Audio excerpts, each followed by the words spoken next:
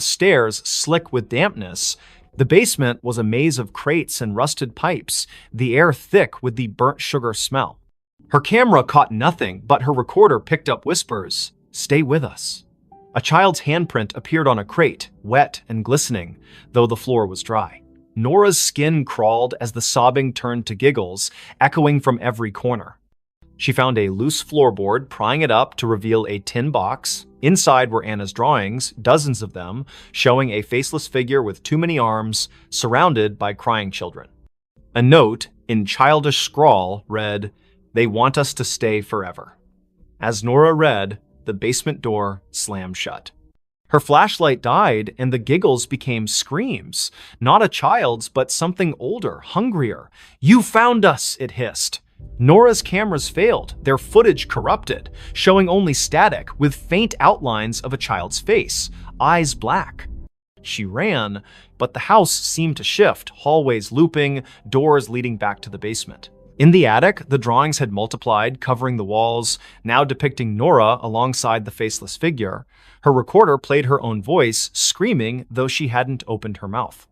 Desperate, she smashed a boarded window, crawling into the thorn-choked yard. The cries followed, now outside, circling her. She stumbled to her car, driving to the motel, but the rearview mirror showed Anna's face, her eyes hollow, her mouth a gaping smile. Nora swerved, nearly crashing, and the face vanished. The next day, she returned with a priest, Father Daniels, who paled at the house's threshold. "This isn't a haunting," he whispered. "It's a trap." He sprinkled holy water, but it hissed, evaporating on the floor. The cries erupted, shaking the walls, and the priest fled, clutching his cross. Nora stayed, recording one last episode. "Whatever took the Millers is still here. It wants me too." That night, Nora vanished. Her car was found at 9 Hollow Road, her recorder inside, playing a loop of a child's cry and her own screams. The house was empty, the drawings gone, but neighbors reported lights in the attic. A new family moved in months later, unaware of the history. Their daughter found a shoe in the attic, Nora's stained with something red. At midnight, they heard it, a child's cry echoing from an empty house, calling them to stay. The elevator never stopped on the same floor. In the heart of Ashwood City, where skyscrapers cast long shadows over neon-lit streets, the Crestview Towers stood as a relic of faded glory. Built in the 1970s, its 30 floors housed a mix of offices, apartments, and rumors of strange happenings. By December 2025, most tenants had fled, spooked by flickering lights and whispers in the halls. But for Riley Tate, a 29-year-old freelance coder scraping by, the cheap rent on the 2021 floor was worth the eerie vibes. Riley noticed the elevator's quirk on her first day. She pressed 22, but the car stopped on 13. A floor marked storage on the panel, its doors opening to a dark hallway lined with rusted lockers. The air was stale, smelling of mildew and something metallic. She jabbed the close button, but the elevator lingered, as if waiting. "Old wiring," she muttered, ignoring the faint hum like a distant voice coming from the corridor. The next day, it happened again. She pressed 22, but the elevator stopped on 7, revealing a dimly lit floor with peeling wallpaper and a child's tricycle tipped over in the hall. No one lived on 7. The landlord, Mr. Voss, a gaunt man with nervous eyes, swore it was vacant. Riley's skin prickled as the hum returned, now forming words, "Stay." She slammed the close button, her heart racing as the door shut. By the third night, the elevator never reached her floor. She'd pressed 22, but it stopped randomly, 15, 9, 26, each floor wrong, each hallway different. Floor 15 had mirrors lining the walls, reflecting not Riley, but a pale figure with her face, eyes black and unblinking. Floor 9 smelled of ash, its walls scorched, with claw marks gouged into the plaster. Floor 26 was freezing, its windows frosted over, showing a city skyline that wasn't Ashwood's jagged alien under a red sky. Riley stopped using the elevator, taking the stairs, but the stairwell was no better. Doors to random floors were unlocked, leading to the same strange halls she'd seen from the elevator. Her phone's GPS showed her at Crestview Towers, but the coordinates flickered, sometimes placing her miles away in an empty field. She called Voss, who dismissed her concerns. "Old buildings creak," he said, but his voice trembled. Desperate, Riley researched the tower's history on X and in the city library. Crestview was built on the site of a 1920s asylum razed after a fire killed dozens. Survivors spoke of an elevator to nowhere, a lift that trapped patients in looping corridors, never reaching their intended floor.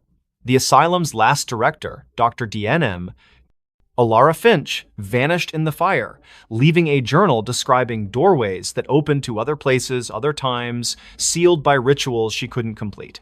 Riley's nights grew sleepless. The elevator dinged at odd hours, its doors opening on her floor, revealing those wrong hallways. One night, she woke to find her apartment door ajar, the elevator waiting. A voice, Alara's, she later learned, whispered from the car, "Come inside." Riley slammed her door, barricading it with a chair, but her laptop, left on, displayed a live feed of herself sleeping, filmed from above her bed. No camera was there. She confronted Voss, who paled at the mention of the elevator. "It's her," he whispered, eyes darting. "Alara, she never left." He admitted the tower was built to contain something, a rift, opened by the asylum's experiments that bled into reality. The elevator was its anchor, moving not just between floors, but between worlds. Tenants who rode it too long vanished, their names erased from leases, their apartments empty. Riley tried to leave, but her key wouldn't turn in the lock. The elevator dinged, doors open, revealing a hallway of endless mirrors, each showing Alara's face, pale, smiling, her eyes voids. "Ride with me," she whispered, her voice in Riley's head. Riley ran to the stairwell, but it looped back to the elevator, the car waiting like a predator. In a final stand, Riley entered the elevator, clutching a knife. She pressed every button, hoping to break the cycle. The car lurched, stopping on no floor marked on the panel. The doors opened to a void black, endless, filled with whispers. Alara stood there, her form flickering, her hands reaching. Riley slashed wildly, the knife passing through air, but the elevator shook, sparks flying, the doors shut, and the car plummeted. Riley woke in her apartment, the elevator silent, her knife was gone, her hands bloodied. She fled Crestview Towers, never returning. The landlord reported her missing, but her apartment was empty, her name gone from the lease. Months later, a new tenant rode the elevator to 22. It stopped on 13, the doors opening to a hallway where Riley stood, her eyes black, whispering, "Stay." The elevator still runs in Crestview Towers, never stopping on the same floor twice. Tenants avoid it, but some nights it calls, its ding echoing through empty halls, inviting the unwary to ride where no one returns. Knock from the invisible. In the remote village of Thornwick, nestled deep in the fog-drenched valleys of upstate New York, the old Whitaker cottage stood alone at the edge of Blackthorn Woods. Its clapboard walls sagged and its windows were clouded with grime, yet it drew Clara Wren, a 32-year-old writer seeking solitude to finish her novel. In January 2026, she rented the cottage, ignoring the locals' warnings about its history. "People don't stay long," the grocer said, his eyes darting to the woods. "It knocks, and then it takes." Clara dismissed it as folklore. The cottage was perfect, isolated, cheap, with a stone fireplace and a view of snow-laden pines. She unpacked her laptop, notebooks, and a thermos of coffee, settling into a rhythm of writing by day and stoking the fire by night. But on her third night, as a storm howled outside, she heard it, 3 sharp knocks on the front door. The sound was deliberate, heavy like a fist on wood. She froze, her pen hovering over the page. The door was locked, the windows shuttered. She called out, "Who's there?" No answer. The wind screamed, but the knocks came again, 3, slow, from the door. Clara grabbed a flashlight and peered through the peephole. Nothing but swirling snow. She opened the door, heart pounding, but the porch was empty, the snow undisturbed, no footprints, no tracks. The knocks returned the next night, now from the bedroom wall. 3, always 3, rhythmic and insistent. Clara checked every inch of the cottage attic, crawl space, even under the floorboards. Nothing. Her phone had no signal, the Wi-Fi dead. She drove to town, asking about the cottage's past. The librarian, an elderly woman named Mrs. Hale, paled. "The Whitakers," she whispered. "They built it in 1890. All 5 vanished by 1893. Neighbors heard knocking before each one disappeared. They called it the invisible. Clara scoffed but bought salt and sage, sprinkling the former around doors and burning the latter, as Mrs. Hale suggested. That night, the knocks moved to the ceiling, louder, shaking dust from the beams. "Let me in," a voice whispered, soft and genderless, seeping from the walls. Clara's flashlight caught movement, a shadow darting across the room, formless yet heavy like a weight in the air. She screamed, barricading herself in the bathroom, but the knocks followed, now inside the mirror, the glass rippling like water. She found a diary under a loose floorboard the next day, its pages brittle, written by Eliza Whitaker. "The invisible comes at night," it read. "It knocks to be let in, but it's already here. It wants a vessel." The last entry was scrawled, "I let it in. God forgive me." Clara's hands shook. The diary mentioned a ritual salt and blood to banish it, but warned of a cost. It takes what you love most. That evening, the knocks were everywhere. Walls, windows, even her laptop screen. The air grew thick, smelling of wet earth and decay. Clara's flashlight died, and the fire dimmed, casting shadows that moved against the light's logic. She poured salt in a circle, pricking her finger to drip blood, as the diary instructed. The knocks stopped, replaced by a wail that shook the cottage, windows cracking. The shadow coalesced, a formless mass with eyes like burning coals hovering outside her circle. "You can't keep me out," it hissed, its voice in her skull. Clara chanted the ritual's words, her voice breaking. The shadow lunged, but the salt flared, repelling it. The cottage trembled, beams groaning as the shadow screamed, dissolving into the floor. Silence fell, heavy and wrong. Clara fled at dawn, leaving everything: laptop, clothes, her unfinished novel.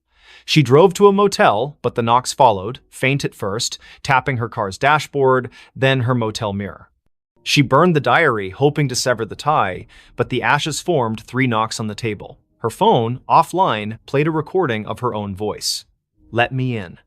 Thornwick's sheriff searched the cottage, finding no trace of Clara. Her car was found in the woods, empty, with salt scattered across the seats. Locals say the cottage is quiet now, but at night, hikers hear knocks 3, always 3, coming from the trees. A new tenant moved in, unaware. On their first night, they found a notebook, not Clara's, with a single line. "It's already inside." By morning, they were gone, and the knocks began again, waiting for the next to answer. The woman smiled at her own grave. In the fog-choked town of Grayvale, where the cemetery on Hollow Hill was older than the church itself, the gravestones told stories no one dared repeat. It was March 2026 when Elise Carver, a 30-year-old archivist, arrived to catalog the town's records for a university project. Grayvale's library was a treasure trove of crumbling ledgers, but it was the cemetery that drew her a maze of moss-covered stones, some dating back to the 1700s. Locals avoided it, whispering of a woman seen wandering among the graves, smiling at one in particular. Elise, ever the skeptic, dismissed the tales as rural superstition. She set up in a rented room above the town's only inn, her nights filled with dreams of fog and footsteps. Her first visit to the cemetery was uneventful, her camera snapping photos of weathered epitaphs under a gray sky. But one grave stood out: Margaret Vane, 1894, 1924, taken by the mist. The stone was pristine, untouched by time, its inscription sharp. Elise's fingers brushed it, and a chill sank into her bones, though the air was still. That night, her photos wouldn't load. The camera's screen flickered, showing not the cemetery, but a woman pale, with dark hair and a smile that stretched too wide, standing before Margaret's grave. Elise's heart pounded. She hadn't seen anyone there. She deleted the image, but her laptop crashed, rebooting to a desktop wallpaper of the same woman smiling directly at her. The innkeeper, Mrs. Dowell, noticed Elise's unease at breakfast. "You've been to Hollow Hill," she said, her voice low. "Don't go back. Margaret doesn't like visitors."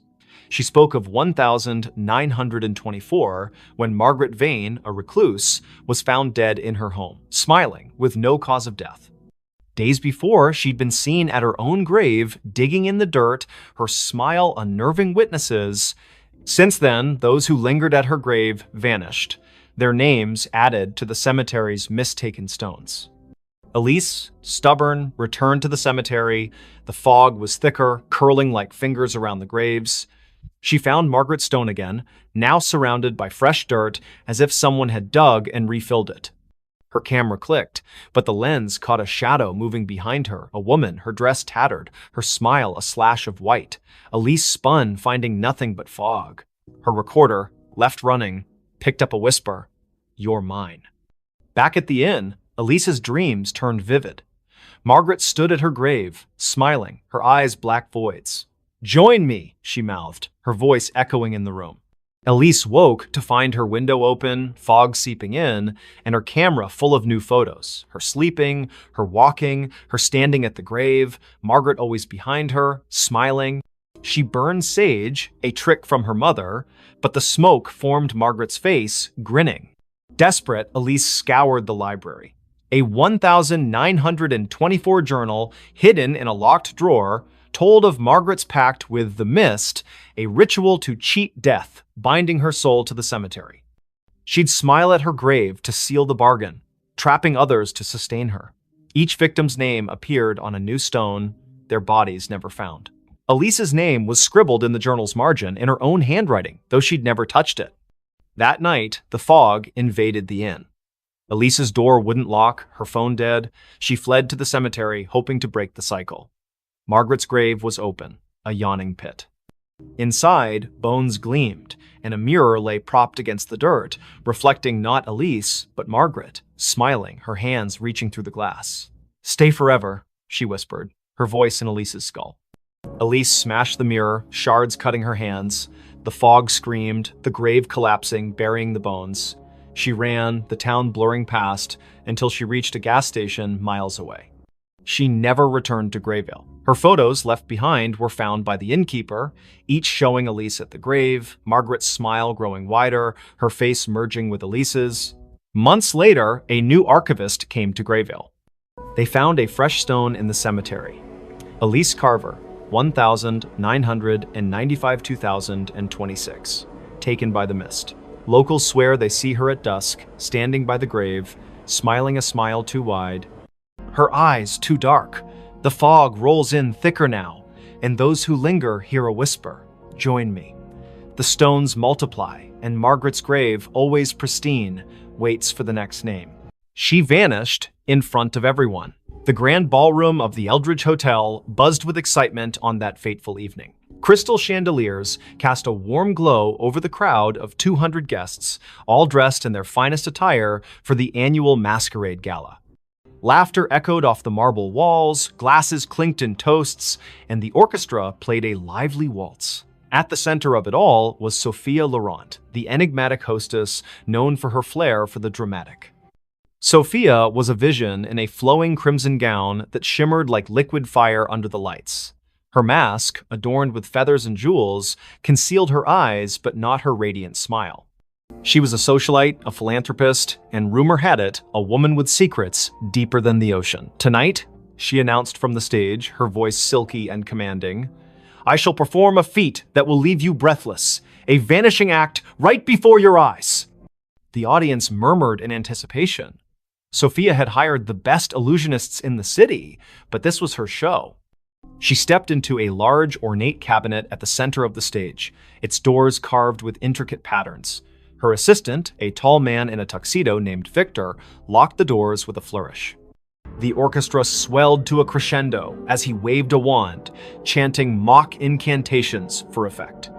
Then, with a puff of smoke and a flash of lights, Victor swung the doors open. The cabinet was empty. The crowd gasped, then erupted into applause. But as the cheers died down, something felt off. Sophia didn't reappear. Victor scanned the stage, his confident grin faltering. "Ladies and gentlemen, a round of applause for Sophia," he called, but there was no sign of her. Minutes turned into hours. The party ground to a halt as guests searched the ballroom, the hallways, even the gardens outside. Police were called, statements taken.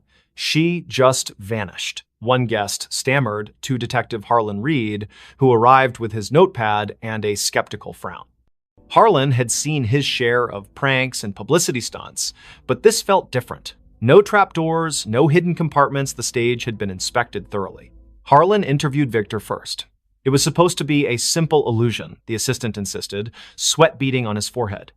She steps into the cabinet, slips out the back through a panel, and hides in the wings. But when I checked, she wasn't there. The panel was still sealed. Next was Sophia's best friend, Elena, who clutched a champagne flute like a lifeline. Sophia was acting strange all week. She kept talking about escaping the illusions of life. I thought it was just her poetic nonsense, but last night she gave me this. Elena handed over a small antique locket. Inside was a faded photograph of a woman who looked eerily like Sophia, dated 1923. Harlan's interest piqued. He delved into Sophia's background. Born into wealth, she had traveled the world, collecting oddities, ancient artifacts, books on the occult. Her mansion was filled with mirrors that seemed to reflect impossible angles, clocks that ran backward. Whispers among her staff spoke of nights when shadows moved on their own. As the investigation deepened, Harlan uncovered a family legend. Sophia's great-grandmother, Isabel Laurent, had vanished in 1923 during a similar gala at the same hotel. Witnesses swore she stepped into a mirror and never came out. The case was unsolved, dismissed as a hoax, but Sophia had been obsessed with it, spending fortunes on psychics and historians. That night, Harlan returned to the ballroom alone. The lights were dim, the stage empty. He approached the cabinet, running his fingers over its carvings. They depicted swirling portals, figures dissolving into mist. On impulse, he opened the doors and stepped inside. The air grew cold, a whisper brushing his ear. "Find me." He spun around, but the doors had shut. Panic surged as the world blurred. When he burst out, the ballroom looked different. Dustier, the chandeliers tarnished. A newspaper on the floor read, 1923 Gala Mystery. Hostess disappears. Harlan's heart raced. This wasn't possible. He rushed to the mirror at the back of the stage, the same one from the old photographs. In its reflection, he saw not himself, but Sophia, her hand outstretched. "The veil is thin here," her image mouthed silently. "I've been waiting." Sophia's vanishing wasn't an act, it was a curse. The Laurent women were bound to a temporal loop, pulled into echoes of the past during moments of high emotion. Isabel had discovered it first, trying to break free but trapping herself. Sophia, learning the truth, had orchestrated the gala to draw attention, hoping someone would follow. Harlan reached toward the mirror, his fingers passing through like water, reality warped. He emerged in 1923, face to face with Isabel, who gasped. "You're from the future?" she asked. Together, they pieced it together. The cabinet was no ordinary prop, it was a relic from an ancient cult designed to bridge timelines. To escape, one had to anchor themselves with a personal token, the locket. Harlan, with Elena's locket in hand, chanted the incantation inscribed inside. A vortex opened, pulling him back, but he wasn't alone. Sophia materialized beside him, gasping for air, her gown disheveled. Back in the present, the crowd had dispersed, but Elena waited. Sophia embraced her friend, tears streaming. "I saw it all, the past, the echoes. I almost didn't make it back." The police called it a hoax, but those who knew the truth kept silent. Sophia retired from the spotlight, donating the cabinet to a museum with a warning. Some illusions are doors best left closed. Yet, on quiet nights, guests at the Eldridge swear they see a woman in crimson vanishing into mirrors, a reminder that some mysteries defy explanation. And Harlan? He carries the locket always, just in case. That voice never stopped. In the quiet suburb of Willow Creek, where maple trees whispered secrets to the wind, lived Emily Carter, a 32-year-old librarian with a penchant for forgotten novels and herbal tea. Her life was orderly books, shelved by genre, days mapped out in planners until the voice began. It started subtly, one rainy afternoon in her attic apartment. Emily was sorting through old vinyl records when a soft murmur echoed in her mind. Turn left at the corner. She froze, glancing around the empty room. No radio, no neighbors audible through the thin walls. Shaking it off as fatigue, she continued her day. But the voice persisted. That evening, as she walked home from the library, it whispered again. Cross the street now. She obeyed instinctively, and seconds later, a speeding cyclist barreled past where she'd been standing. Her heart pounded. Coincidence? Or something more? By morning, the voice was a constant companion. Don't eat the yogurt, it's spoiled. Sure enough, the carton smelled off. Call your sister, she needs you. Emily dialed, and her sister Sarah answered in tears, her job lost, spiraling into despair.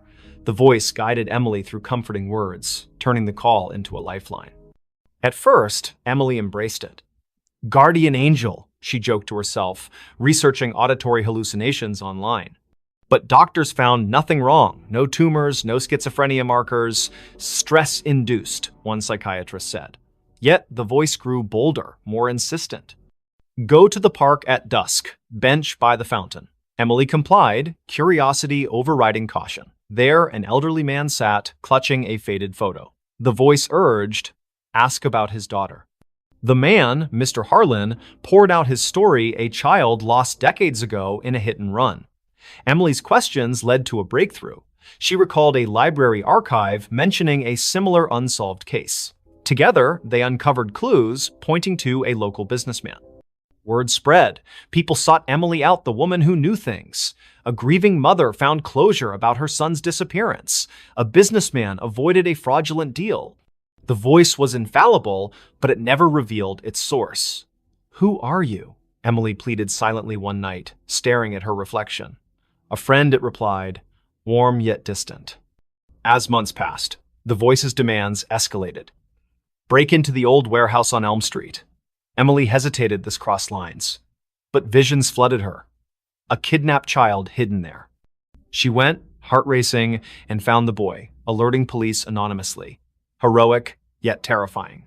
The voice was reshaping her life, pulling her from quiet anonymity into shadows of danger. Then came the nightmares. Emily dreamed of a car crash, twisted metal screams, her own face behind the wheel. Waking in sweat, she demanded answers. Tell me the truth! The voice sighed. I am you, Emily, from the future. Disbelief shattered her, but fragments aligned. The crash in her dreams? A memory, not a premonition. In 2047, Emily would invent a neural implant for time echo communication, sending warnings back to prevent tragedies. But a glitch trapped her consciousness in a loop, echoing eternally to her past self. The voice never stops because you never let it, it explained. I chose this to save lives, to rewrite fates. But the cost, isolation, madness creeping in. Emily recoiled. Was her life a puppet show? She tried ignoring it, drowning it with music, pills, but it persisted. Save the girl on the bridge tonight. Defiant, she stayed home. The next day's news. A suicide off the Willow Creek Bridge. Guilt crushed her. Resigned, Emily accepted her fate. She became a vigilante of sorts, guided by her future self's whispers. Years blurred. The voice grew fainter, wiser. On her deathbed, surrounded by those she'd saved, Emily smiled. Thank you, she thought. No, the voice replied softly. Thank you for listening. And in that moment, as her eyes closed, she glimpsed the loop closing a young Emily in the attic, hearing the first whisper. The voice never stopped, it simply began anew. The house that was never on the map. In the fog-shrouded hills of rural Vermont, where GPS signals faltered and old paper maps yellowed in glove compartments, stood a house that defied existence. Dr. Elias Thorne, a cartographer by trade, discovered it by accident during a surveying trip in the fall of 2023. His equipment glitched near Blackwood Forest, a blank spot on every digital map, an oversight on the antiques. Curiosity piqued, he hiked through the brambles and emerged at a clearing. There it was, a Victorian mansion, ivy-choked and weathered, its spires piercing the gray sky like accusing fingers. Elias bought it on impulse, dirt cheap from a seller who vanished after the deed was signed. A steal, he told his wife, Mara, and their teenage daughter, Lily. They needed a fresh start after the city had chewed them up. Elias's job loss, Mara's anxiety attacks, Lily's rebellion. The house promised isolation, peace, but from the first night, unease settled like dust. The movers swore the address didn't exist. You're sure this is it? One asked, eyeing the overgrown path. Inside, the room smelled of damp earth and forgotten whispers. Elias laughed it off, but Lily found the first anomaly. Her phone's map app showed an empty field where the house should be. "Glitch," she muttered, but zooming in revealed nothing. No streets, no landmarks, just void. That evening, as rain lashed the windows, strange sounds began. Not creaks or groans, but echoes, faint conversations from empty rooms, like recordings of lives long past.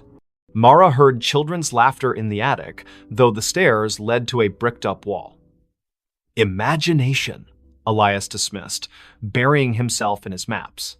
He spread them across the dining table, marking the house's location obsessively. But no matter how he plotted coordinates, the ink bled, lines curving away as if repelled. Lily explored the basement first. Flashlight in hand, she descended creaking stairs into a labyrinth of cobwebbed shelves. Amid dusty crates, she found a leather-bound journal dated 1897. The entry spoke of a builder, Harlan Crow, who constructed the house as a sanctuary from the world's gaze. But later, pages devolved into madness. The walls shift. Doors open to nowhere. It hides us from maps, from reality itself. The last entry, "We are not alone." The others, they never left. That night, Lily dreamed of shadows peeling from the walls, forming humanoid shapes that whispered her name. She woke to find her bedroom door ajar, leading not to the hallway, but to a mirrored corridor stretching infinitely. Panicking, she slammed it shut. In the morning, it was normal again. Bad dream, she told herself, but bruises on her arms suggested otherwise. Elias noticed changes too. Rooms expanded or contracted overnight. The kitchen, once cozy, now felt cavernous, echoes amplifying every footstep. He measured it, dimensions impossible, defying Euclidean geometry. Non-Euclidean spaces, he murmured, recalling Lovecraftian tales. Mara found solace in the garden, but the flowers wilted under her touch, petals curling like screams. The horrors escalated. One evening, during dinner, the lights flickered. When they stabilized, Lily was gone. Elias and Mara searched frantically upstairs, basement, outside, no trace. But from the vents came her voice, faint and distorted. "Help, it's pulling me in." They tore at wallpaper, revealing older layers beneath. Faded drawings of trapped figures, hands pressed against invisible barriers. Elias delved into local lore at the town library. Blackwood Forest had a history disappearances dating back centuries. Settlers spoke of a fold in the world, a place where reality thinned, swallowing the unwary. Harlan Crow, it turned out, was an occultist who built the house on a ley line, intending to escape predators and enemies by making it unfindable. But the ritual backfired, anchoring the house in a liminal space, a pocket dimension that fed on inhabitants. That night, Mara vanished too. Elias heard her screams from the attic, now inexplicably accessible. He climbed, finding a room filled with mannequins posed in frozen agony faces, twisted, eyes hollow. One wore Mara's necklace. "No," he gasped, backing away. The door sealed behind him. Alone, Elias confronted the truth. The house wasn't on maps because it wasn't fully here. It existed in the cracks between worlds, luring souls to sustain itself. Whispers surrounded him now. Voices of the lost, including Lily and Mara, begging for release. He tried to leave, but the front door opened to the same foyer, looping eternally. In desperation, Elias burned his maps in the fireplace. Flames roared, illuminating shadows that coalesced into forms Crow and his victims, their eyes pleading. "Join us!" they chorused. As the fire died, Elias felt himself fading, his outline blurring like erased ink. Search parties combed Blackwood Forest for weeks, but found no house, no family. The Thorn disappearance became another legend, whispered in town. Yet, on foggy nights, hikers swear they glimpse a mansion in the trees, one that vanishes when approached, forever unmarked, eternally hungry. Police found something under the bed. The call came at 3:17 a.m., shattering the quiet of Willowbrook's police station. Officer Rachel Hayes, bleary-eyed from a double shift, grabbed the radio. "Disturbance at 42 Maple Lane. Dispatch crackled. Neighbor reports screams. Possible domestic." Rachel exchanged a glance with her partner, Officer Tom Carver. They'd patrolled this sleepy suburb for years. Nothing ever happened on Maple Lane. The house was a modest two-story, its porch light flickering like a dying star. Rachel knocked, but no one answered. The neighbor, Mrs. Clancy, stood across the street, clutching her robe. "It was a woman's scream," she whispered. Then silence. The porters. They're quiet folks. Something's wrong. Tom jimmied the lock, and they stepped inside. The air was thick, stale, with a faint metallic tang. The living room was pristine, couch cushions fluffed, a muted TV playing infomercials. Rachel's flashlight swept the staircase.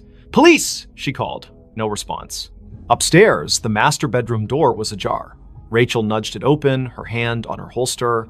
The bed was unmade, sheets tangled like a struggle had occurred. A bedside lamp lay shattered on the floor. Tom checked the closet empty. Rachel crouched, peering under the bed. Her breath caught. "Tom, get over here." Beneath the bed frame, scratched into the hardwood, was a crude pentagram, its lines smeared with something dark and sticky. In its center lay a bundle, wrapped in a stained blanket. Rachel's pulse hammered as she reached for it, expecting a body. Instead, she found a doll crudely stitched, with buttons for eyes and straw poking through seams. Its fabric was damp, reeking of copper. "Blood?" Tom whispered, his face pale. Rachel nodded, bagging the doll as evidence. The radio crackled back up, was 10 minutes out. But the house felt alive, its silence oppressive. A faint scratching came from the walls, rhythmic like claws on wood. They searched the rest of the house. In the basement, they found Polaroids scattered across a workbench, images of the Porters, Claire and David, smiling at first, then progressively gaunt, eyes hollow. The last photo showed Claire staring blankly, her hands clutching the doll. Scrawled on the back, "It sees us." Rachel's skin prickled. "We need to find them," she said. But Tom pointed to the ceiling. The scratching had moved upstairs. They ascended cautiously, following the sound to the guest room. The door was locked. Tom kicked it open, revealing a small space with a single window, curtains billowing despite no breeze. On the floor lay David Porter, his throat slashed, eyes wide in frozen terror. Claire was gone. Blood trailed from the body to the bed, where the mattress sagged oddly. Rachel lifted it. Underneath, carved into the box spring, was another pentagram, this one larger, its lines pulsing with a faint red glow. The scratching stopped. A whisper slithered from the shadows. "You found me." Tom stumbled back, his gun shaking. Rachel's flashlight flickered, plunging them into darkness. When it snapped back on, the room was empty, David's body gone. Only the doll remained, now lying in the pentagram's center, its button eyes glinting. "Rachel, we need to go," Tom urged, but she couldn't move. The doll's head twitched, turning toward her. A giggle echoed, high and childlike, though no child lived here. The walls seemed to breathe, closing in. Rachel grabbed the doll, intending to secure it, but it burned her hand, leaving a blistered mark. Backup arrived, flooding the house with lights and voices, but the evidence was vanishing. The pentagram under the bed was gone, the floor pristine. The doll in Rachel's evidence bag was now just a pile of ash. The photos in the basement? Blank. David's body never reappeared, and Claire remained missing. The official report called it a domestic dispute gone wrong, but Rachel knew better. She couldn't sleep. The giggle followed her home, echoing in her apartment. One night, she woke to scratching under her own bed. Heart pounding, she looked, nothing. But her flashlight caught a faint outline, a pentagram, freshly carved, with a single button eye in its center. The next morning, neighbors reported a scream from Rachel's apartment. Police found her bed empty, sheets tangled. Underneath, a new doll lay, its face stitched to resemble Rachel, its eyes wide and unblinking. The case was closed, another disappearance in Willowbrook. But late at night, officers swear they hear scratching from the evidence room where the doll sits, waiting. She came home, but it wasn't her home. Clara Vance stepped off the Greyhound bus in Hollow Pines, Vermont, her boots crunching on the frost-dusted gravel. It was November 2025, and after a decade in Chicago chasing dreams that crumbled into barista shifts and unpaid bills, she was back. The town hadn't changed. Same sagging general store, same church steeple piercing the fog. Her childhood home, 17 Birch Road, waited at the edge of town, a two-story relic her mother left her when she passed last year. Clara hadn't been back since the funeral. The key turned stiffly in the lock, the door groaning as if reluctant. Inside, the air was stale, heavy with dust and memory. Clara dropped her duffel bag, expecting the familiar. Creaky floorboards, faded floral wallpaper, her mother's knitting chair by the fireplace. But something was off. The furniture was rearranged chairs, angled wrong, the sofa pushed against the wrong wall. A faint smell of lavender lingered, though her mother hated floral scents. Jet lag, Clara muttered, rubbing her eyes. She'd driven through the night to catch the bus. Exhaustion could play tricks. She climbed the stairs to her old bedroom, unchanged since she was 16, band posters, a chipped vanity mirror, her old sketchbooks. She collapsed onto the bed, the springs squeaking, and drifted into uneasy sleep. A sound woke her soft footsteps pacing downstairs. Clara froze, heart thudding. She lived alone. Hollow Pines was too small for break-ins. Grabbing a flashlight from her bag, she crept to the landing. The living room was empty, but the knitting chair rocked gently, as if someone had just stood. "Hello?" And she called, her voice swallowed by the house's silence. The footsteps resumed, now from the kitchen. Clara followed, flashlight beam shaking. The back door was ajar, swaying in the wind. She locked it, chalking it up to forgetfulness, but as she turned, her reflection in the kitchen window caught her eye. It didn't move when she did. Her face smiled faintly, then vanished. Clara's scream stuck in her throat. She bolted upstairs, barricading herself in her room. The house felt alive, its walls humming with a low, unnatural pulse. She called the sheriff, but the line crackled, a woman's voice whispering, "You shouldn't be here," before going dead. Morning brought no relief. The furniture had shifted again, now mirrored perfectly, as if the house were a reflection of itself. Clara's sketchbooks, once filled with charcoal landscapes, now held drawings of a woman who looked like her but wasn't. Hollow eyes, too wide smile, hands reaching from shadowed corners. The signature wasn't Clara's. She fled to the general store, begging for answers. Old Mr. Harrow, the clerk, paled when she mentioned 17 Birch Road. "That house," he whispered, "it's cursed. Been empty since your mom died. Folks say it. Mimics things. People. Places." He told of a girl in the 1950s, Abigail, who vanished after moving in. Locals swore they saw her afterward, but she was wrong. Her smile too sharp, her eyes too dark. Clara laughed it off small-town superstition, but dread gnawed at her. Back at the house, she found a trap door under the rug, one she'd never seen as a child. It led to a basement, damp and cold, its walls etched with spiraling symbols that pulsed faintly under her flashlight. At the center stood a cracked mirror, twice her height. In it, Clara saw not herself, but the other woman, her doppelganger, wearing Clara's clothes, mimicking her movements with a delay, like a lagging video feed. "This is my home now," the reflection-mouthed, voice echoing in Clara's skull. She stumbled back, tripping over a box of her mother's things. Inside was a diary, pages brittle. Her mother wrote of the other Clara, a presence that appeared after Clara left for Chicago. "She walks my halls, wears my daughter's face. I locked the mirror, but she's breaking through." Clara's blood ran cold. Her mother hadn't died of a heart attack. She'd been found in the basement, clutching a rosary, eyes wide with terror. The coroner never explained the claw marks on her arm. That night, the house turned hostile. Doors slammed shut, locking Clara in the living room. The doppelganger appeared in every reflective surface: windows, the TV screen, even a spoon on the table each time closer, her smile stretching wider. "Give me your place," she hissed, her voice a distorted echo of Clara's. Desperate, Clara smashed the basement mirror, hoping to sever the connection. Shards flew, but the doppelganger laughed, her form coalescing from the fragments into a physical being. It lunged, cold fingers grazing Clara's throat. She fought back, shoving it into the trapdoor, which slammed shut. The house shook, walls cracking as if enraged. Clara fled, never looking back. She hitchhiked to Burlington, renting a motel room. But the nightmare followed. Her reflection in the bathroom mirror flickered, showing the doppelganger's face. On her phone, photos of Hollow Pines showed a house that wasn't there, an empty lot where 17 Birch Road should be. Weeks later, a new family moved into a vacant house on Birch Road.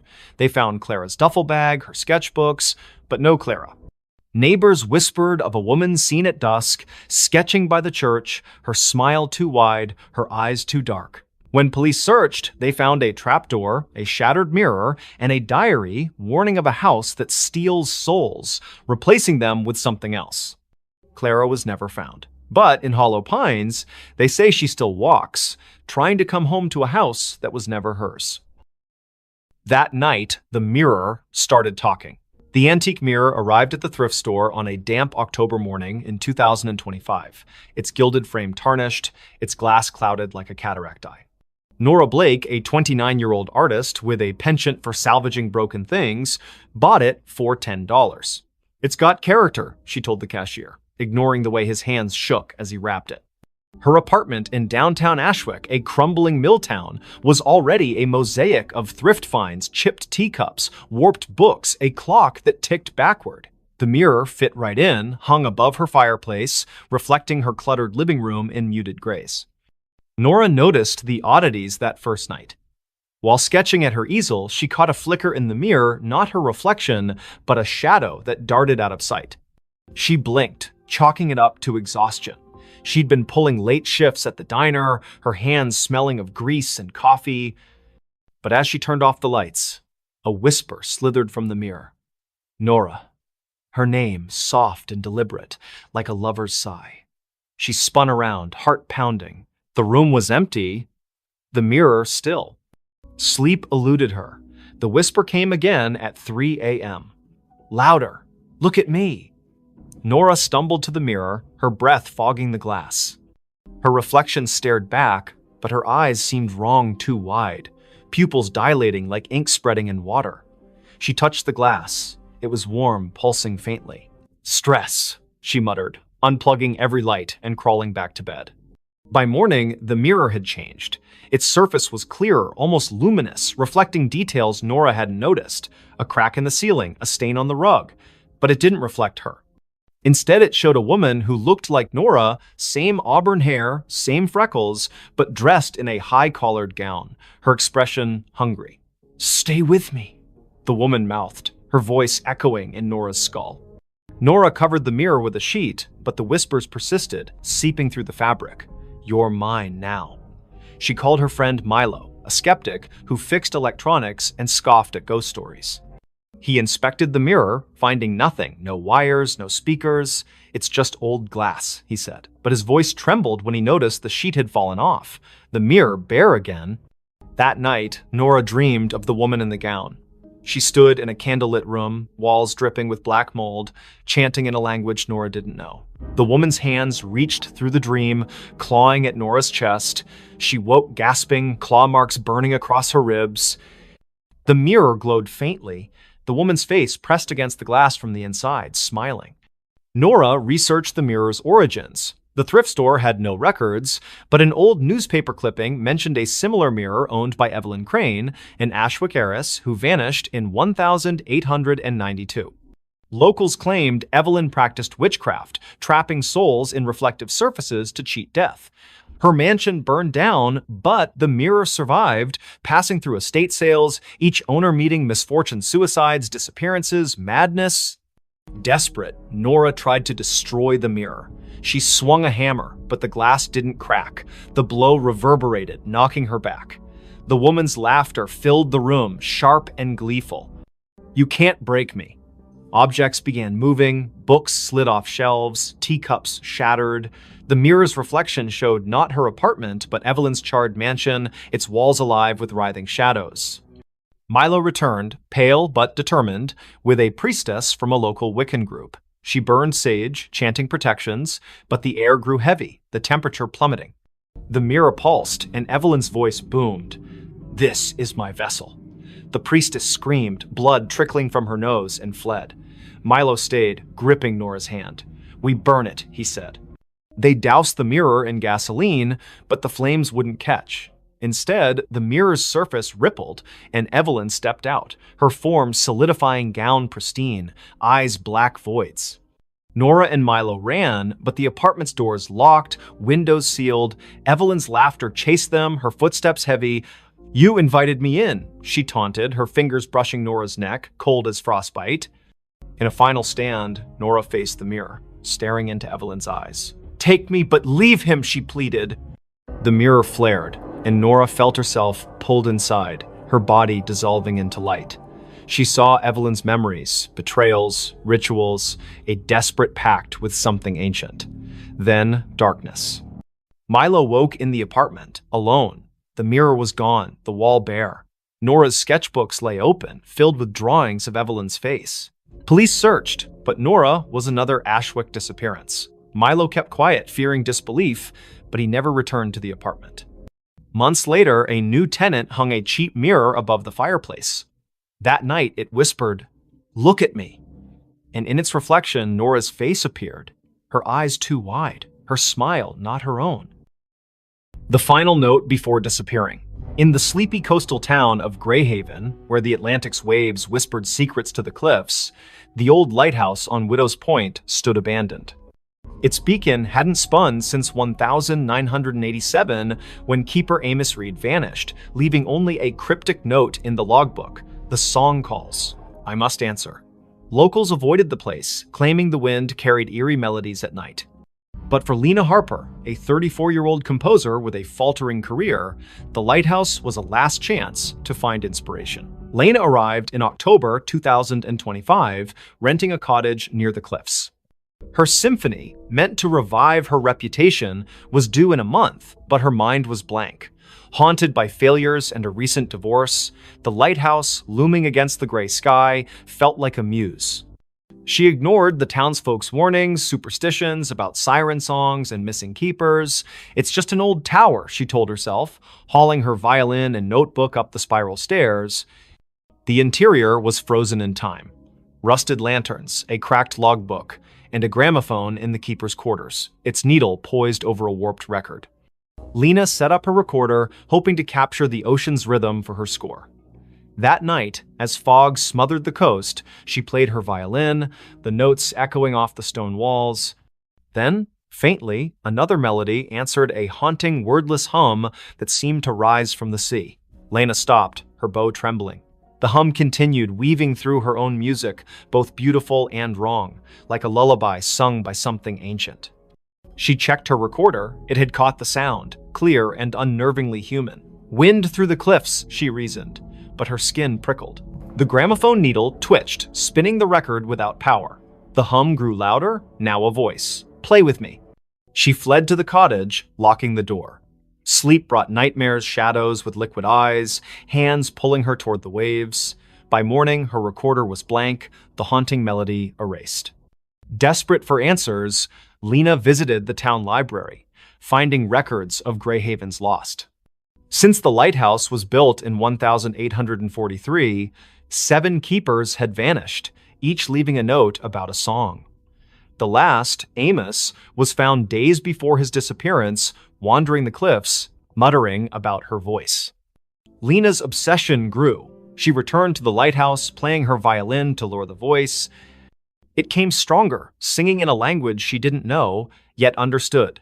Finish the song and join us. Her fingers moved unbidden, composing a melody that felt like it belonged to someone else. She scribbled it down, a single page, titled The Final Note. It was perfect, her masterpiece, but writing it left her drained, her reflection in the lantern room's glass pale and unfamiliar. That night, the lighthouse shook. The gramophone blared, its record spinning backward, spewing distorted wails. Lena's score glowed faintly on the table, the ink shifting, forming symbols that pulsed like a heartbeat. The voice was inside now. You're mine.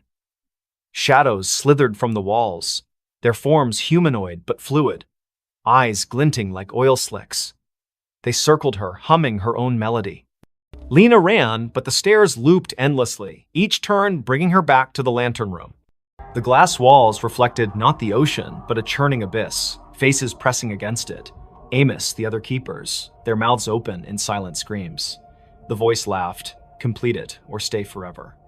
In a panic, Lena grabbed her score and tore it, scattering the pieces. The shadows shrieked, the lighthouse trembling as if in pain.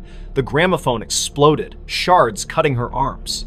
She stumbled outside, collapsing on the cliffs. Dawn broke, the fog lifting, and the lighthouse stood silent, its door sealed as if never opened. Lena fled Greyhaven, her symphony unwritten. She burned her violin, moved inland, and swore never to compose again.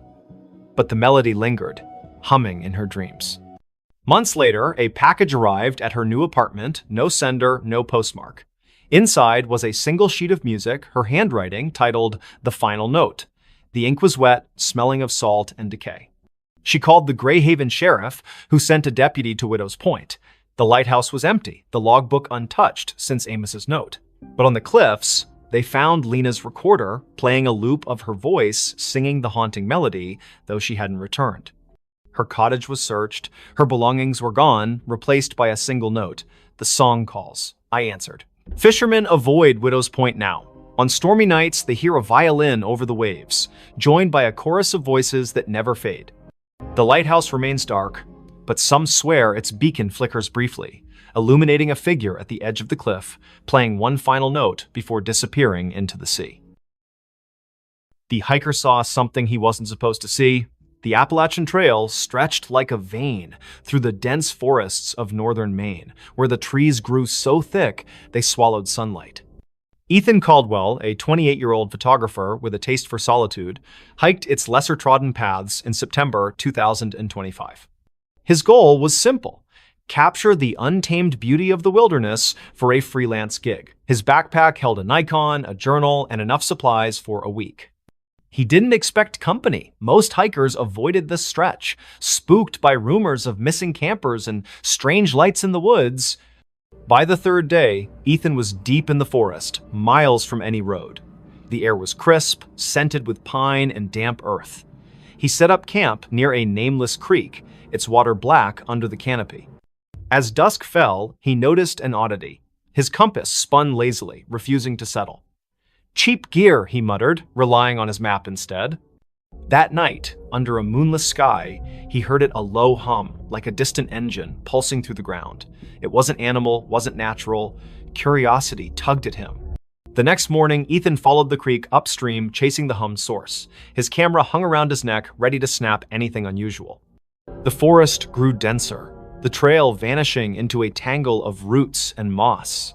Then he saw it, a clearing, unnatural in its perfection, as if the trees had been pushed back by an invisible force. At its center stood a structure, a stone arch, weathered and covered in glyphs that seemed to writhe under his gaze. It wasn't on any map, and Ethan had never read of ruins in this part of Maine. He raised his camera, snapping photos. The glyphs glowed faintly, a sickly green, though no light source explained it. The hum intensified, vibrating in his chest. Through the arch, the air shimmered like heat rising from asphalt, showing glimpses of a different forest darker, with twisted, leafless trees. Ethan stepped closer, his lens capturing the anomaly. That's when he saw her. A figure stood just beyond the arch, humanoid but wrong, too tall, limbs too long, its face a blur of shadow. It didn't move, yet Ethan felt watched, his skin crawling as if ants marched beneath it. He lowered the camera, and the figure was gone. But when he checked the viewfinder, it was there, closer. Its face now a featureless void with pinprick eyes. His hands shook as he backed away, the hum now a deafening drone in his skull. Ethan ran, branches clawing at his face. His compass was useless, spinning wildly. The forest seemed to shift, paths looping back to the clearing no matter which way he turned.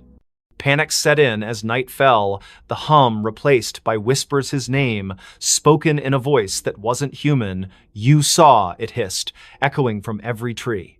He stumbled into his campsite, only to find his tent shredded, his journal open to a page he hadn't written, you weren't supposed to see. Desperate, Ethan checked his camera.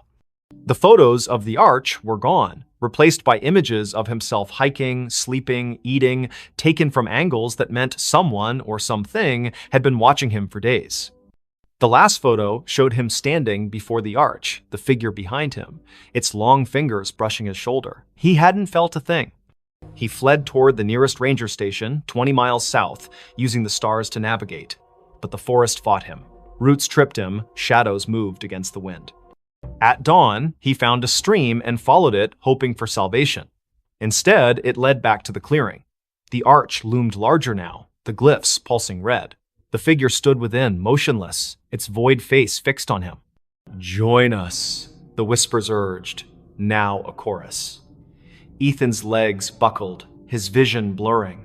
He saw flashes, other hikers, campers, their faces frozen in terror, pulled through the arch into that other forest. His camera grew heavy, the strap tightening like a noose. He tore it off, smashing it against a rock. The whispers screamed, the arch flaring bright enough to burn his eyes. Ethan ran blindly, collapsing hours later near a logging road. A trucker found him, incoherent, babbling about an arch and eyes in the dark. Rangers searched, but found no clearing, no structure. Ethan's camera was gone, his journal blank except for that one scrawled note. Doctors diagnosed exposure and trauma, but Ethan knew better. He moved to a city, avoiding forests, but the whispers followed, faint at first, growing louder each night. You can't unsee. Months later, a hiker found a single photo wedged in a tree on the Appalachian Trail, a grainy shot of Ethan standing before a stone arch, his face pale, eyes wide. Behind him, a figure loomed, its fingers on his shoulder. The hiker burned the photo, fearing it would follow him too. But in Greyhaven's bars, they still talk of the arch that appears to the lost, and the things that watch from the other side, waiting for those who see what they shouldn't. The phone rang, but it wasn't plugged in. In the small town of Coldwater, Maine, where winter clung to the streets like a bad memory, Sarah Klein moved into the old duplex on Sycamore Street in December 2025. She was 31, a graphic designer fleeing a toxic relationship and a city that felt suffocating. The duplex was cheap, its faded wallpaper and sagging floors a small price to pay for solitude. The landlord, a nervous man named Mr. Greeley, handed her the keys with a warning. "Don't mind the quirks, old houses creak." Sarah nodded, eager to unpack and start over. The first quirk appeared on her second night. She was sorting boxes in the living room when the phone rang, a shrill, brassy jangle from an ancient rotary phone on the kitchen counter. Sarah froze. The phone's cord dangled unplugged, its end frayed and caked with dust. She approached it, the ringing growing louder, insistent. Hesitating, she lifted the receiver. Static crackled. Then a voice, low, garbled, neither male nor female, whispered, "You're not supposed to be here." The line went dead, the phone cold in her hand. Sarah checked the cord again. No outlet, no connection. She laughed nervously, blaming stress. She'd been sleeping poorly, haunted by dreams of her ex's voice echoing in empty rooms. She unhooked the receiver and placed it in a drawer, determined to ignore it, but the next night it rang again, the sound muffled from inside the drawer. Sarah's heart thudded as she opened it. The receiver was back on the cradle, the phone unplugged. "Leave," the voice hissed when she answered. Sharper this time, like it was closer. She called Mr. Greeley, who chuckled uneasily. "That old thing? Been dead for years. Probably faulty wiring. He promised to send an electrician, but no one came." Sarah tried to focus on work, sketching logos on her tablet, but the phone rang every night at 3:13 a.m., each call more menacing. "Get out, or stay forever," it warned, the static now laced with faint screams. She stopped answering, but the ringing grew louder, vibrating through the walls. Desperate, Sarah dug into the duplex's history. The town library's archives revealed a grim past. In 1974, the previous tenant, Margaret Hale, vanished after neighbors reported hearing her scream during a storm. Her belongings were found untouched, except for a rotary phone unplugged with a note beside it. "It won't stop." Other tenants had fled over the decades, citing noises and bad feelings. A man in 1992 claimed the phone spoke his name before he disappeared. Sarah's dreams worsened. She saw Margaret, pale and eyeless, standing in the kitchen, dialing the rotary phone with skeletal fingers. In the dreams, the walls bled, and the voice from the phone chanted, "Join us." Waking, Sarah found scratches on her arms, as if she'd clawed herself. She bought a new phone, a modern cordless one, but it too rang at 3:13 a.m., unplugged, spitting the same garbled voice. She tried to leave, packed a bag, booked a motel, but the duplex's doors wouldn't open, locks jammed, windows stuck, her car keys vanished, reappearing on the kitchen counter beside the rotary phone. In a panic, she smashed the phone with a hammer. The plastic cracked, but the ringing continued, now emanating from the walls, the floor, her own skull. "You can't break me," the voice laughed. Sarah turned to the internet, posting on X about haunted phones in Coldwater. A local, @MainMysteries, replied with a thread about Sycamore Street. The duplex was built on a forgotten burial ground, desecrated in the 1800s.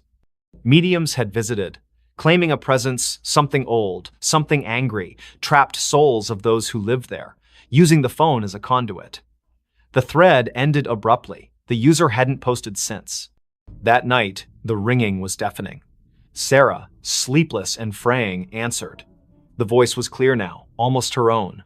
"Look behind you." She spun, seeing nothing but shadows.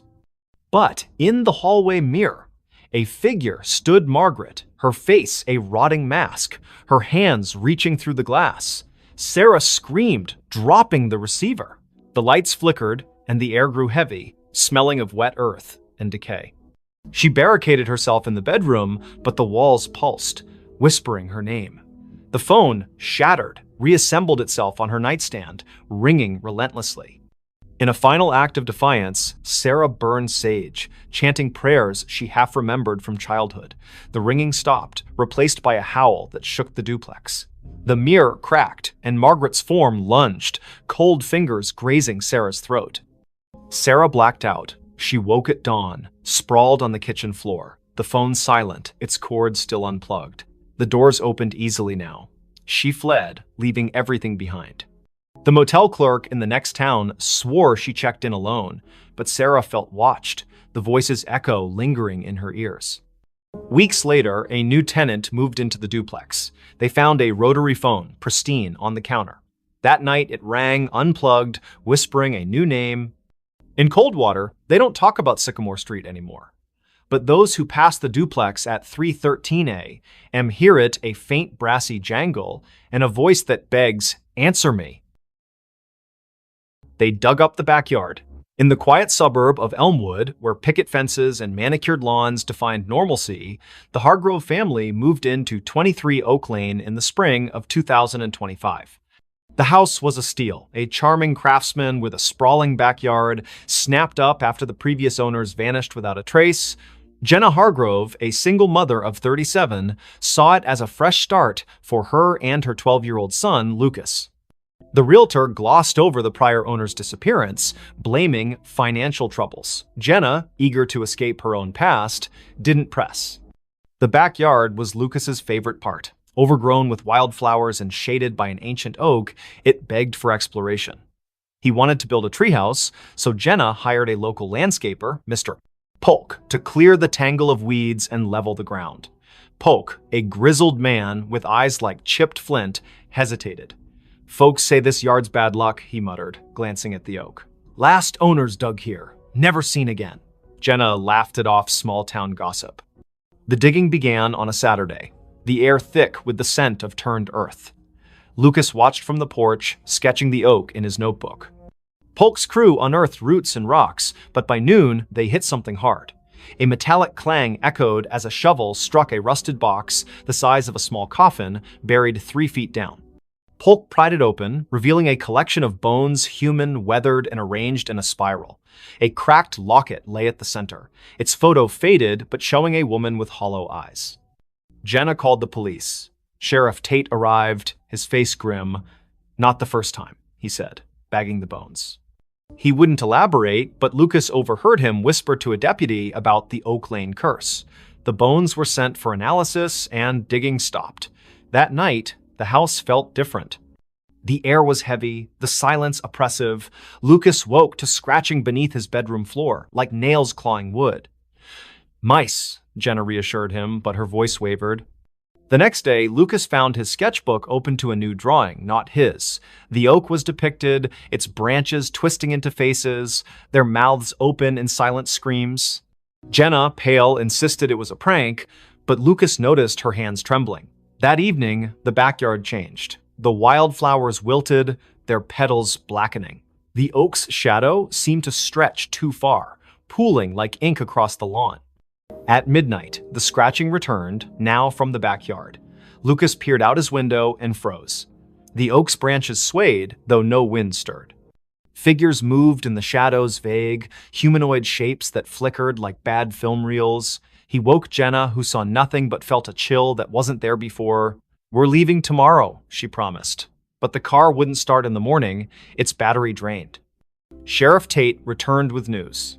The bones were over a century old, likely from a family that lived on the land in the 1870s. They'd vanished after digging a well under the oak, leaving behind rumors of a deal with something in the earth.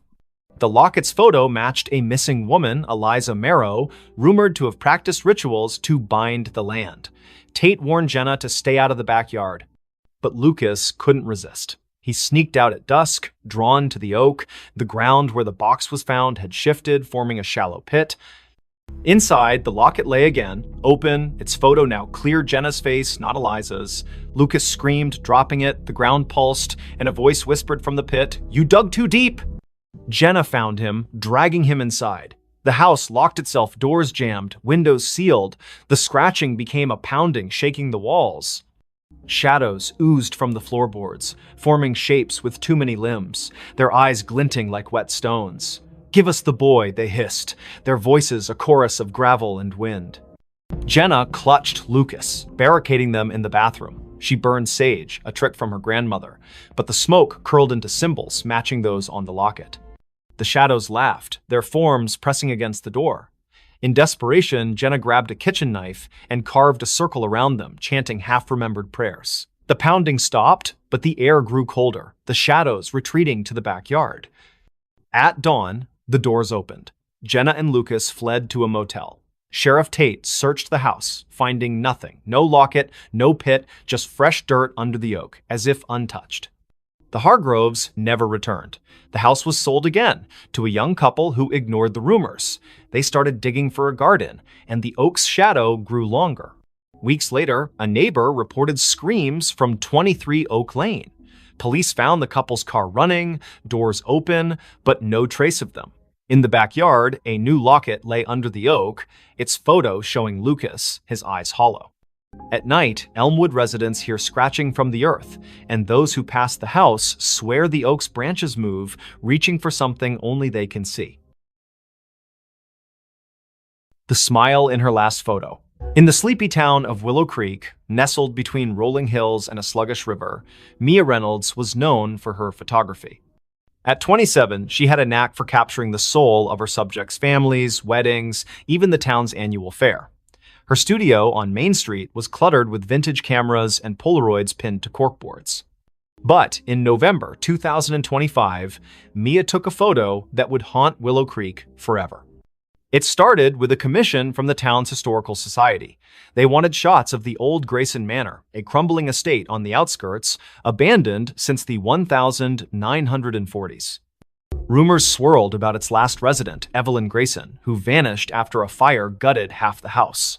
Locals whispered of her ghost, a pale figure seen in the manor's broken windows, smiling. Mia, a skeptic, saw it as a chance to boost her portfolio. She arrived at the manor on a foggy afternoon, her Nikon slung around her neck. The air was heavy, smelling of damp wood and something sour like rotting flowers. The manor loomed, its spires jagged against the gray sky, windows like empty eyes. Inside, dust motes danced in her flashlight's beam, illuminating peeling wallpaper and charred furniture. Mia snapped photos, the click of her shutter echoing in the silence. In the upstairs parlor, she found a cracked vanity mirror, its surface clouded but oddly warm to the touch. As she framed a shot, her camera's viewfinder flickered, showing not the room, but a woman pale, with long dark hair, wearing a tattered dress. Her smile was too wide, stretching beyond human limits, her eyes black voids. Mia gasped, lowering the camera. The room was empty, but the mirror reflected the woman, her head tilting as if studying Mia. Heart pounding, Mia fled, her photos untouched. Back at her studio, she developed the images. Most were normal, dusty rooms, broken stairs, but the last photo, taken in the parlor, showed the woman standing behind Mia, her smile splitting her face. Mia's own reflection in the photo was wrong, her eyes wide with terror she didn't remember feeling. She burned the print, but the image lingered in her mind, that smile searing itself into her dreams. That night, her studio phone rang, though the line had been disconnected for months. Static crackled, followed by a voice, soft, feminine, giggling, "You saw me." Mia yanked the cord from the wall, but the ringing continued, now from her cell phone, then her laptop, then nowhere, and everywhere. She locked the studio and ran home, but the giggling followed, echoing in her apartment's walls. Mia confided in her friend Caleb, a librarian with a passion for local history. He dug into Grayson Manor's past, uncovering Evelyn's story. In 1943, Evelyn, a recluse, was suspected of occult practices. Neighbors reported strange lights and chants from the manor. The night of the fire, Evelyn was seen smiling through the flames, unharmed, before vanishing. Her last photo, taken days earlier, showed that same unnatural smile, her eyes black as ink. Caleb warned Mia to stay away, but she couldn't. The manor pulled her back, her camera heavy in her hands. She returned at dusk, the air colder, the manor darker. In the parlor, the mirror glowed faintly, and the woman Evelyn stepped out, her form flickering like a bad signal. "Take my picture," she whispered, her voice in Mia's skull. Mia's hands moved against her will, snapping a photo. The camera burned her fingers, and the mirror cracked, shards falling like rain. Mia ran, but the manor's doors slammed shut, trapping her. Shadows writhed, forming figures with Evelyn's smile, their mouths stretching impossibly wide. "You're part of me now," they chanted, their voices a chorus of giggles. Mia's camera flashed on its own, each shot showing her own face, morphing, her smile widening, her eyes darkening. Caleb found her car outside the manor the next day, the doors locked, her camera inside. The last photo showed Mia, her face unrecognizable, smiling that same grotesque smile. The manor was empty, no trace of her. Caleb burned the camera, but the giggling followed him home, echoing from every reflective surface, mirrors, windows, even his glasses. Willow Creek sealed the manor, but Mia's photos began appearing around town, tacked to lampposts, slipped under doors. Each showed her with that smile, her eyes black, standing in places she'd never been. Those who kept the photos heard the giggling, saw her in their mirrors. The town stopped taking pictures, afraid of what their cameras might capture. But at night, in Willow Creek's quiet streets, some swear they see Mia smiling, her camera flashing, waiting for someone new to see her last photo. A child's cry in an empty house. In the forgotten outskirts of Dunhaven, a Rust Belt town where factories stood like tombstones, the house at 9 Hollow Road was a local legend. Its windows were boarded, its paint peeled like dead skin, and its yard was a jungle of thorns. No one had lived there since